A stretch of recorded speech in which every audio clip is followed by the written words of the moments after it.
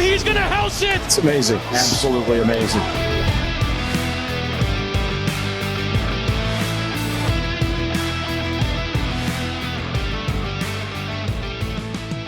What's going on, everybody? Welcome to another Angle Up Pursuit podcast, your fantasy football, sports betting, and NASCAR home. I am your host, Kyle Robert.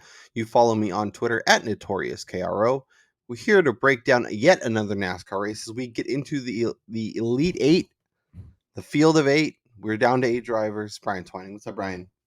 Hey, Kyle. Hey, man. Just like we talked about, it was going to be between Chase Elliott and Kyle Larson, and it wound up being Kyle Larson last weekend. I mean, at those road races this year, you basically knew which 2 drivers were going to be near or at the front at the end of the race, and it came to fruition. Yeah, although Chase Elliott wasn't really in contention at the end, but Larson did get the victory. It's great to see someone holding an outright ticket on him. Happy to see him get through. As I mentioned, we are on to the Elite Eight. We're talking Kyle Larson, Denny Hamlin, Martin Truex, Chase Elliott, Kyle Busch, Ryan Blaney, Joey Logano, Brad Keselowski. Larson is your favorite plus 210, Hamlin plus 350, Truex plus 450, Elliott plus 550, Kyle Busch plus 650, Ryan Blaney at 7, Logano at 12, and Brad Keselowski at 25. Of all those odds, Brian, which one stands out to you as potential value as we talk Elite Eight? If you want to maybe hedge a Kyle Larson 12-1 ticket, or if you wanted to dive into the waters and take a little bit of a bite. For me, it would probably be Chase Elliott at 5.5 to 1. Mm-hmm. I mean, he's the defending champion. He's been running really well, and if it wasn't for a couple of mishaps on the track, I mean, he could be riding right there, one or two, right up there with Larson or Hamlin. So I think Elliott at 5.5 to 1 is the guy that makes the most sense for the longest odds. Well, we've also seen him, right, like in this spot where he's not necessarily in a prime position, and then all of a sudden, sneaks in the final 4, wins the whole thing.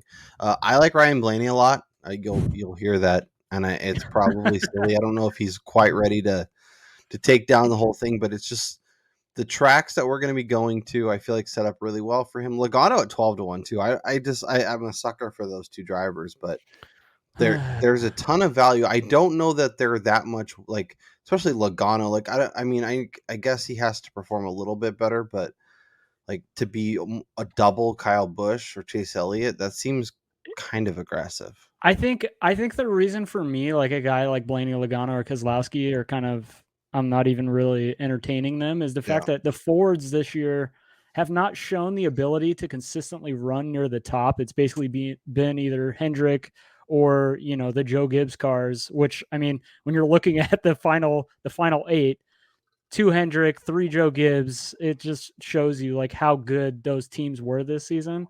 And so I think the winner is going to come from those top 5. Yeah, I think it's very fair, and big part of why the odds are shaking out the way they are.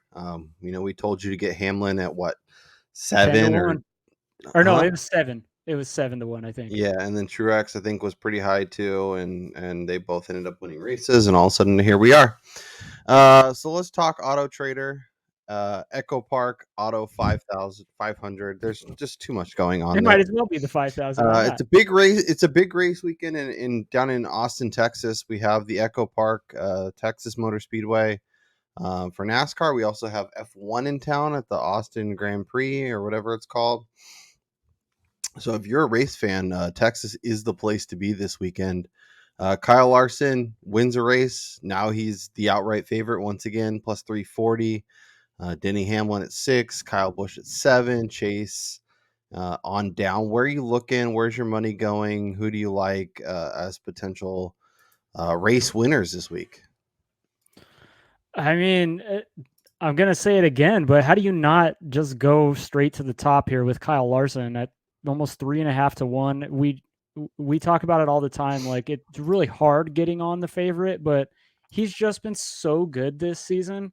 Yeah. If you're going to pick an outright, how do you not place a small amount of money on the guy who is clearly dominating the field this year?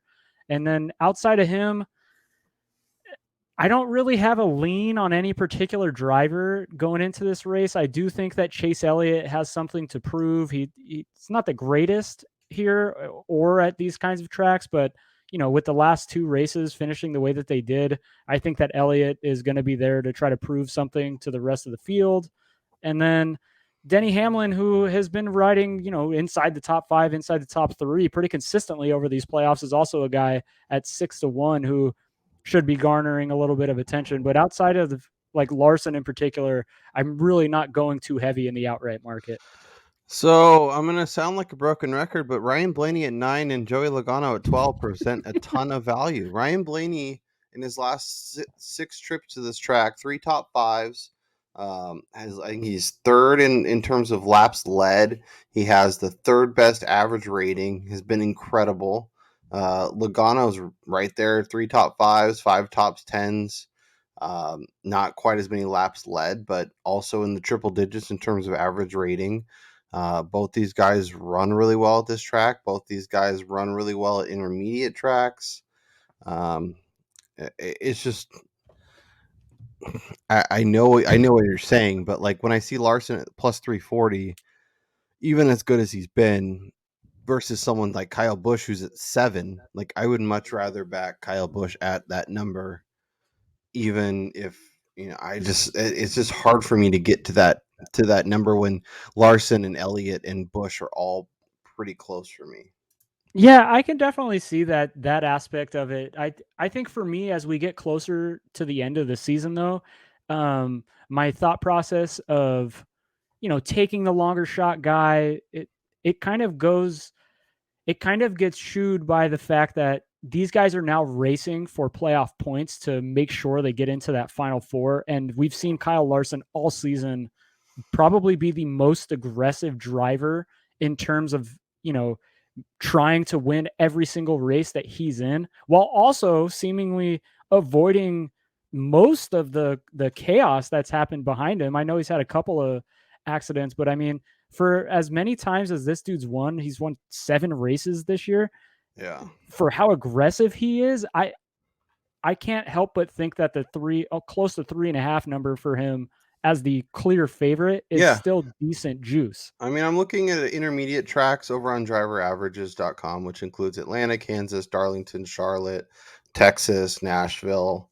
Let me just start out with basically since February of 2020. He got 9th at Vegas, 4th at Homestead, 1, 2, 19, 2, 1 at Charlotte, 1 at Texas, 1 at Nashville, lost 18th at Atlanta, back at it in Darlington with in 2nd place. Runs really well. And, it's a matter of, was he just really hot in kind of the end of May, early June, or did he run into 3 tracks where he performs probably his best of any style of track out on the, so that definitely points to why his numbers are the way they are. And I would not fault anybody. And, if you want to take a bigger bet on Larson and then take a couple shots with some guys a little bit lower than that, I think that could make some sense as well. In terms of beyond just outright winners, we're looking at top 3s, top 5s, top 10s. Anyone standing out to you? Anyone you're going to be targeting at the betting window?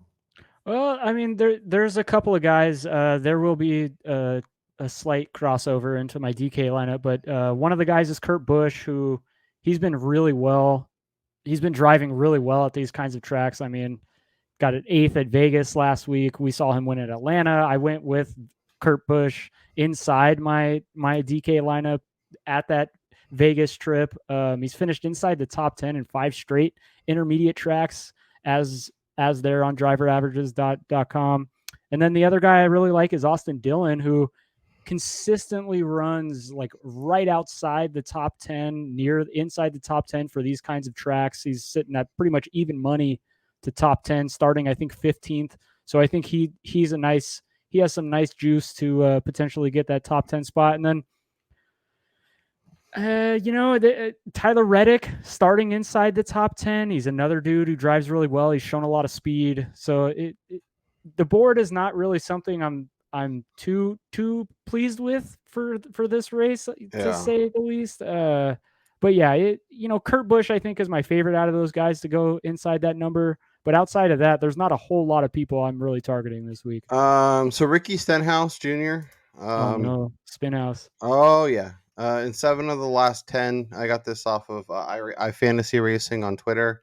7 of the last Texas races, Ricky Stenhouse has finished between 11th and 16th. He's starting 27th, obviously. When we shift over and talk DK here in a minute, I believe his top 20 odds were close to even. Now they're minus 170. So that's been hammered. And then his top 10 odds are 3-1. So I could find myself getting it to him at 3-1 for a top 10 this week. Yeah, I mean that's a good number for a guy who has shown the ability. He's just another one of those drivers where, I mean, take the nickname, for example, Ricky Spinhouse. I mean, there are just certain guys that just cannot avoid the traffic and seem to just get into the accidents pretty much almost every single week. So that's your only risk with that number there. Yeah, and we've seen guys like even Denny Hamlin and Austin Dillon, who we like, have performed, fine at this track, and there's weeks where they pop, and then weeks where things have gone horribly wrong. So overall, they're kind of just whatever. But so this track I think does offer a little more potential, a little more. Maybe you see a name that you didn't really expect. It will be interesting to see, with this being a playoff race, how that impacts things. But I think Austin Dillon's number is interesting. I think Alex Bowman's number is a little bit interesting. And like I said, I like Ryan Blaney. I like Joey Logano. I think finding ways to include them, whether it's top threes, top fives. Logano, top 3 plus 340 plus 260 for Ryan Blaney. Both of them are plus money to top 5. I like that a lot. Although the top 5 market hasn't exactly been kind to us thus far, has it? No, we cannot get into the winner's circle for our T5s. No. I feel like I'm right there, and then not so much. Let's look at like head-to-heads and stuff. There's always some opportunity there. Your boy Kurt Busch minus 105 versus Alex Bowman at minus 115. That's an interesting spot. Love that. Austin Dillon, even money against Tyler Reddick. I kind of like that, or both minus 110 rather.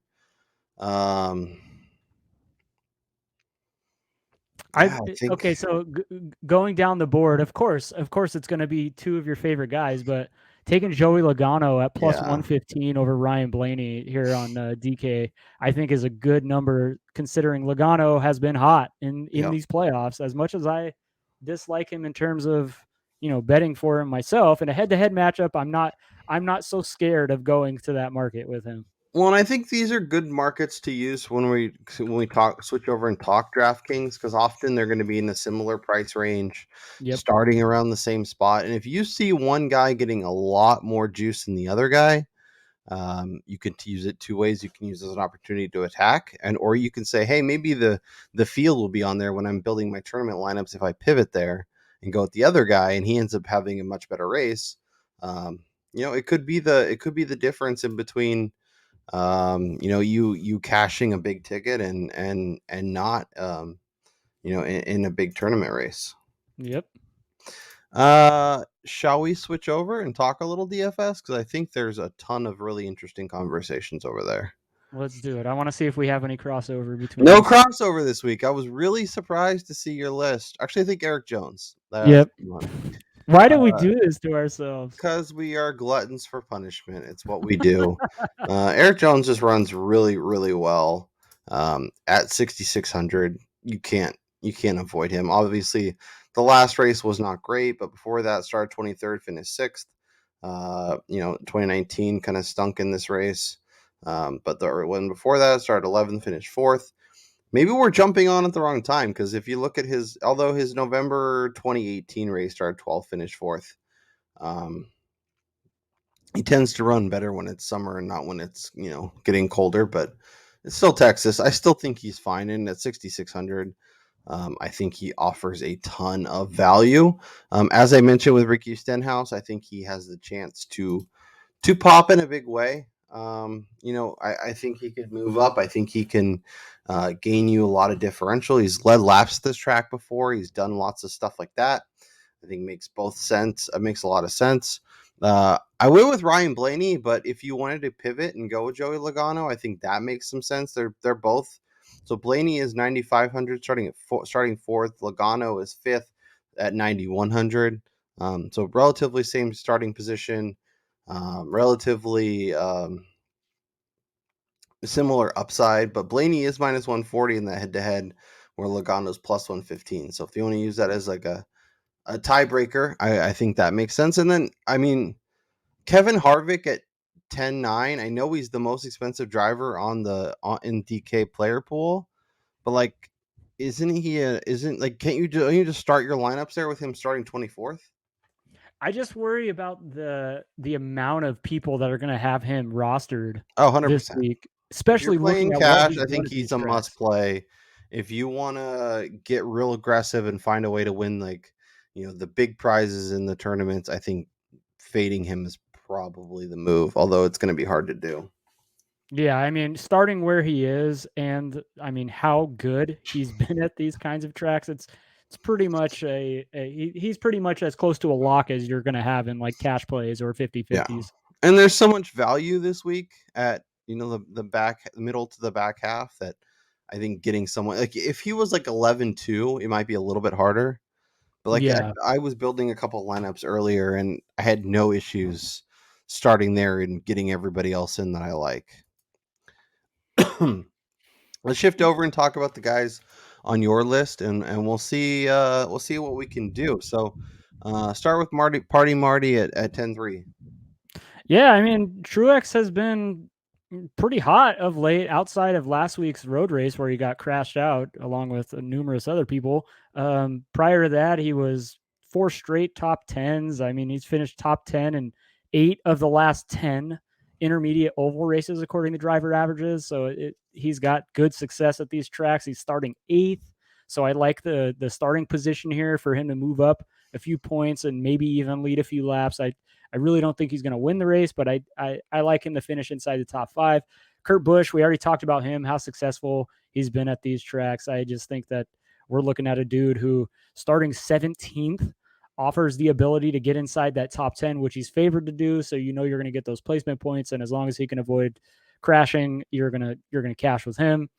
Eric Jones, like you had, not the greatest this season. I mean, he's been pretty bad at these kinds of tracks, but when looking at his history, he had, pretty good prior to changing over teams to Richard Petty at these kinds of tracks. And then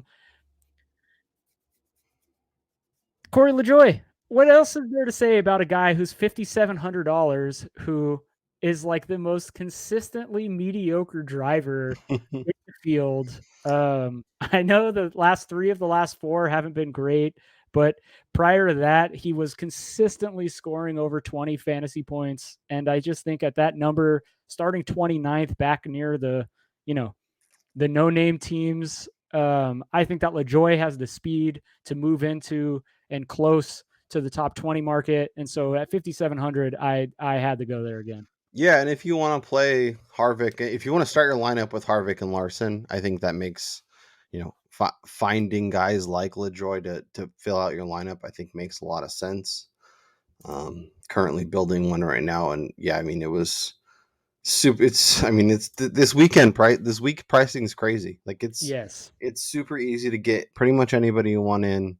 Well, that's what I was gonna say too. When I first saw the field, it was interesting because previous to this, we had seen multiple people, inside of 8 people in the 10K, high 9s. We're looking at like 5 or 6 guys that are really expensive this week, and so you can really fill out your lineup this week with some really good drivers. Yeah, like Austin Dillon at 7.5 makes sense, starting 15th. Tyler Reddick, if you want to get a little more aggressive, he's starting inside the top 10, but I think he makes sense.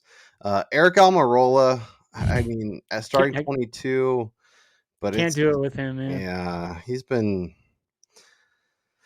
He's They been a just don't little have the speed this frustrating. year. Keselowski, Kurt Busch, Ross Chastain, Alex Bowman. Like, there's so many of these guys. And then if you want to work towards the back, the Eric Joneses that we talked about, the Corey LaJoys that we talked about. I like Ricky Stenhouse at 7-2.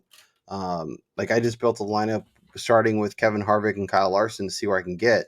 And I can still put Joey Logano, Ricky Stenhouse, Eric Jones, and Corey LaJoy in there and feel great about it. So love the pricing at DK. I'm gonna be curious though to see what ownership shakes out. If the flexibility in pricing spreads out the the amount of percentages on everybody, Yeah. or if everyone ends up kind of gravitating towards the same name, since it's so easy to go, oh, I like this guy and I like this guy. Oh, but now I'm fixing, so it'll be interesting. This might be a good week to in tournaments just leave like $1,000 on the table and roll like that, because I think if you're spending the majority of your cash, I think in terms of tournament play, in terms of like winning the big dogs, Yeah. I think you're gonna have to do something a little different. Yeah, When that's you're funny you when say you're that. talking cash, just load up your favorite guys and roll. Yeah, that's funny you say that about leaving a lot of money on the table, because the completed lineup that I have currently set right now, I still have $1,600 left in the bank, and that's we've talked about this before, but it's really getting out of the practice of just thinking you have to fill Yeah. the bank, when in reality you're trying to find the best value of guys. And so, like, for me, I mean, he's probably going to be lesser owned this week because he's out of the picture in terms of the playoffs. But a guy like William Byron, who Mm-hmm. has a really fast car. Yep. I mean, he's not the greatest at Texas, but he's fast. Yep.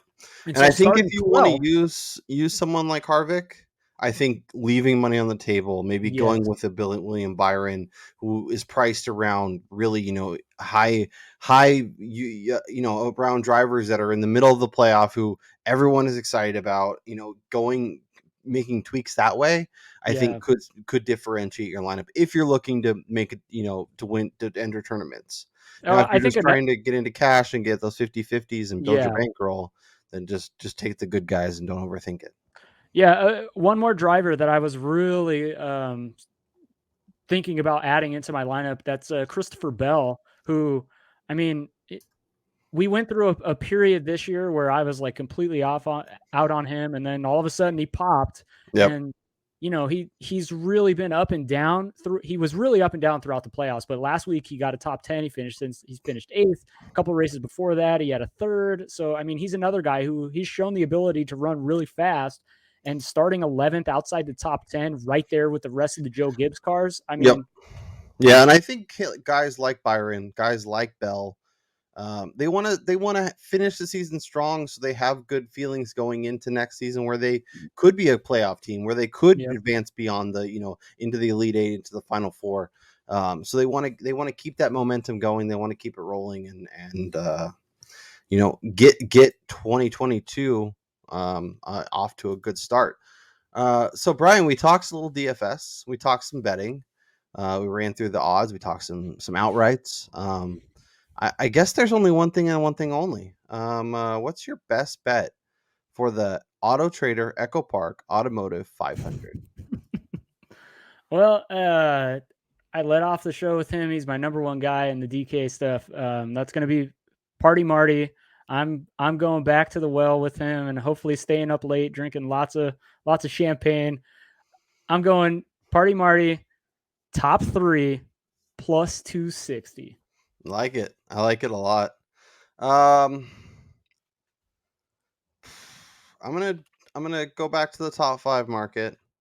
I'm gonna go Ryan Blaney at plus 110. I'm gonna look to cash that. Like I said, I like him as an outright bet. It's between him and Logano for me, and seeing the prices for the head to heads, it made me shift a little bit, just in terms of, like, if I'm talking about guys who can win the race, give me those extra points. But when we're talking about finishing position, I just need him to finish top 5. I will take the guy that's a little bit of a safer driver. So I like Blaney quite a bit this week. I will take that top 5 and look to cash that ticket, and hopefully we can both be celebrating come Sunday afternoon, Sunday evening, watching football, watching NASCAR. Watch baseball playoffs. Like it's This is great. basketball's back next week. Hockey's back. It's a great time to be a sports fan. Yes, it is. Hockey's back on ESPN to be exact. The return of that. I can watch pretty much any game I want. It's glorious. Yes, it's glorious. I was watching fantastic. about 3 or 4 last night. So that's Brian Twining. I'm Kyle Robert. Enjoy the race this weekend. Yes. Let us know down in the comments who you like this weekend, and let us know who you like for the championship futures too. Yes, I mean, we got like 5. What is it? Like 6 races left or something like that. I think 4. No, it's actually 5. I think it could be. We should whatever it is. Let us know down in the comments who you like to win the NASCAR Cup. Bonus thumbs up if you say Kyle Larson. All right, we'll talk to you guys next time.